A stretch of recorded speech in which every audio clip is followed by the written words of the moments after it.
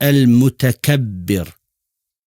O əzəmətlidir və hər bir pislik və nöqsandan əzəməti ilə uzaq olandır. O həmçinin qullarına zülm etməkdən uzaq olandır. Yaratdıqlarından üsyankar qullarını öz qəhri altına alandır.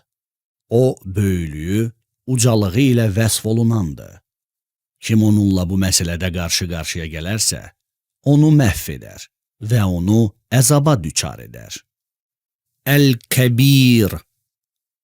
O, zatı, sifətləri və feilləri ilə əzəmətli olandır. Ondan böyük və əzəmətli heç bir şey yoxdur. Əksinə, ondan başqa hər bir şey Allahın cah-cəlalının yanında çox kiçikdir. El-Müteali. Hər bir şey onun ucalığının qarşısında zəlildir. Ondan üstə heç bir şey yoxdur. Əksinə, hər bir şey onun qəhrinin və səltənətinin altındadır.